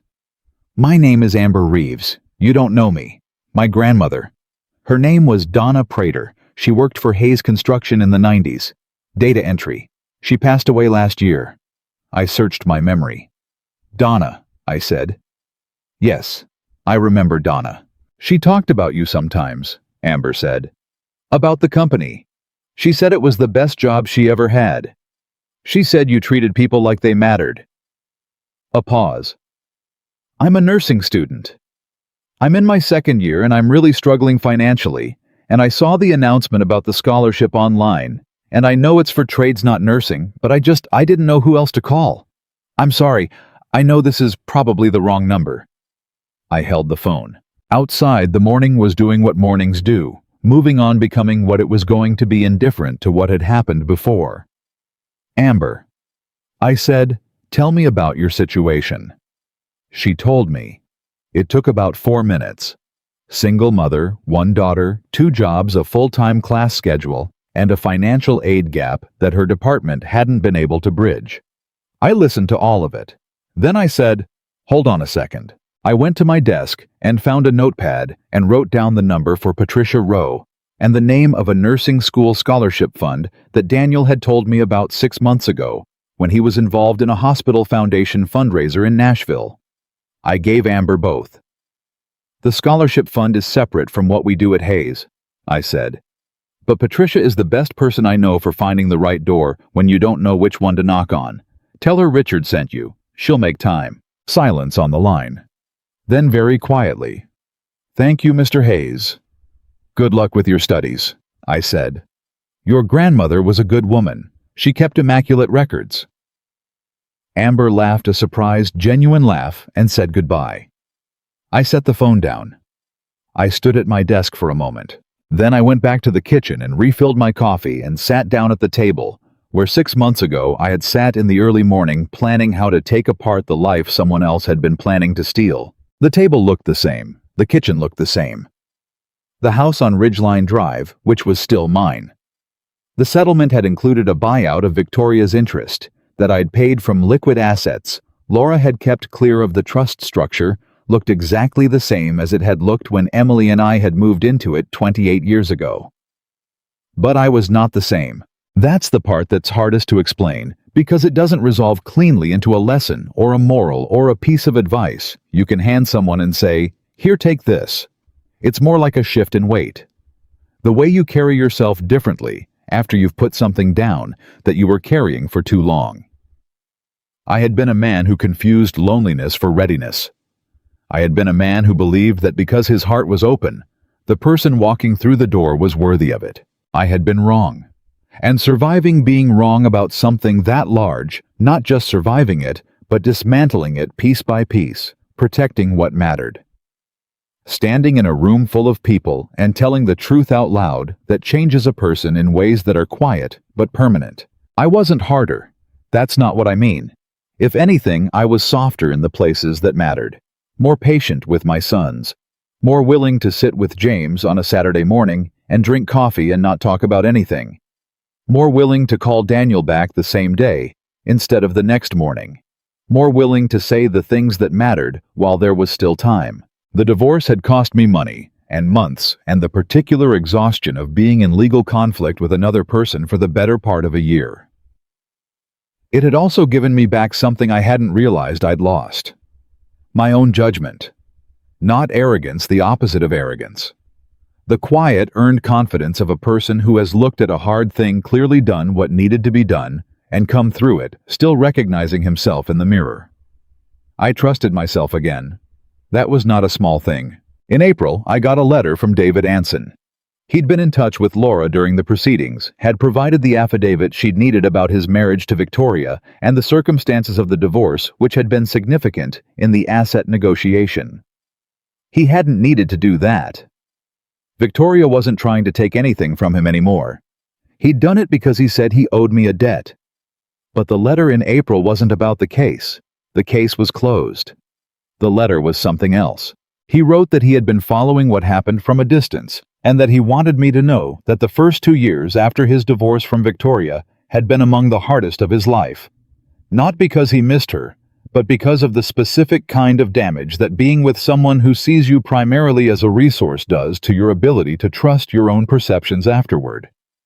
He said it had taken him a long time to stop second-guessing himself, to stop looking at people and trying to find the angle. He said he hoped I found it easier than he had. He said he had remarried 4 years ago, that he had 2 stepchildren he genuinely loved, and a wife who told him the truth, even when it was uncomfortable, which he now understood was not a burden, but a gift.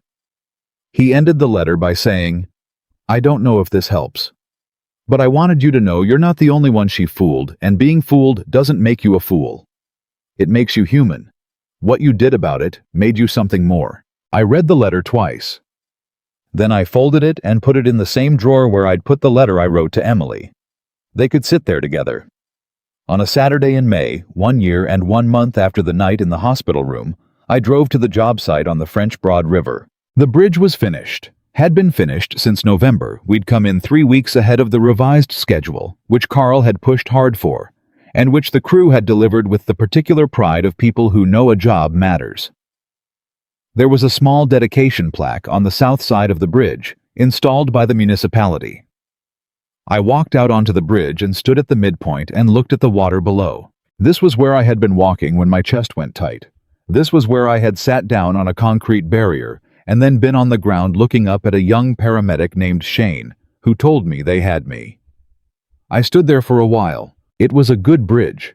I knew that not from sentiment, but from 38 years of looking at structures and knowing what held and what didn't. The crew had done something excellent here. The kind of work that doesn't draw attention to itself because it simply does what it was built to do perfectly without drama. I thought about everything that had happened since I went down on this bridge. The hospital room, the recording, James at 7:45 in my kitchen, Laura with her notepad, the party and the silence, and the recording playing through a speaker Victoria had set up for background music at her own party. The letters, the settlement, the scholarship, Travis, James's retirement, a young nursing student named Amber who had a daughter and 2 jobs and a gap in her financial aid. All of it started by 61 seconds of whispered words in a hospital room at night. I thought about what those 61 seconds had cost me, and I thought about what they had given me. They had given me back my company, really given it to me in the sense of forcing me to look at it clearly, to build a structure that protected it, to think about what it was for and who it was for and what I wanted to leave behind. They had given me back my sons. Not that I had lost them, but the crisis had a way of burning off distance. Daniel and I talked every week now. Marcus and I had taken a fishing trip in September, just the 2 of us, which we hadn't done since the boys were teenagers, and we'd talked for 2 days straight in the way that people talk when they don't know how much time they have left. They had given me back myself. That is the thing I keep coming back to. Victoria had looked at me and seen a resource. She had seen 66 years of work and a bank account and a company and a house and a car, and she had organized her behavior around acquiring those things as efficiently as possible. She had been very good at it, but she had missed something. The most valuable thing I had was not in any of those categories. It was the part of me that had built them. The part that had stood in front of a room full of people and told the truth when it was hard. The part that had lain in a hospital bed and made decisions instead of falling apart. The part that had written a letter to a dead woman at midnight, because some things need to be said even when the person who most needs to hear them is gone. That part she never got close to. And that part, it turned out, was the part that was going to keep going. I stood on the bridge for a long time. The river moved below me, doing what rivers do forward, always forward, finding the path and taking it indifferent to the things it has already passed. Then I put my hands in my pockets and walked back to my truck. I had a company to run. I had a call with Carl at 2 o'clock about the next phase of the bid schedule. I had dinner with Daniel and his family on Sunday. I had James coming over Tuesday morning to drink coffee and complain about his knees and tell me things I needed to hear. I had a scholarship committee meeting Wednesday where Patricia was going to present the next round of applications, and I was going to read every single one because that was what the whole thing was for. Not a line item on a settlement document, not a PR gesture, but a real and continuing thing that would go on making a difference long after I was no longer around to see it. I had a life. Not the one I'd had with Emily. Nothing was ever going to be that, and I had made my peace with that. A real peace. Not the performed peace of someone who has given up on grieving, but the honest peace of someone who has accepted that some things don't get replaced because they aren't supposed to. Not the counterfeit life I'd been living with Victoria built on a foundation that had been designed to fail. Something new. Something that was entirely finally mine. I started the truck. I pulled out of the parking area, and as I drove away from the French Broad River Bridge, I thought about what it means to survive the thing that was supposed to end you. Not just physically, not just legally, not just financially, but in the deepest sense of the word. Survive to remain yourself on the other side of something that tried to take you apart. People will tell you that the greatest thing you can do after betrayal is forgive. I'm not sure I agree. I think the greatest thing you can do after betrayal is understand it clearly. What it was, what it cost, what it took from you, and what it couldn't, and then make a deliberate choice about who you're going to be now that you know. I chose to protect the people who had given me their working lives. I chose to tell the truth in a room full of witnesses. I chose to sell a car that carried 30 years of memory so that it could build something new for people who were just starting out. I chose every morning to get up and show up. Not because someone was waiting for my death, but because I had been handed against all the odds of a bacterial infection and a wife with a plan more time. And I intended to use every last minute of it. 3 more days, she had said. She was wrong about the number. She was wrong about everything that followed from it. She was wrong about the man she thought she had married. Wrong about the vulnerability she thought she had found, wrong about the grief she thought had made me easy. But in one small and probably unintended way, she was right. 3 days. That was when it changed. 3 days in a hospital bed with a recording on a phone, and a friend who drove 18 minutes, and an attorney who came on a Friday afternoon, and a decision made in the silence of a room where I was supposed to already be gone. 3 days that didn't end anything.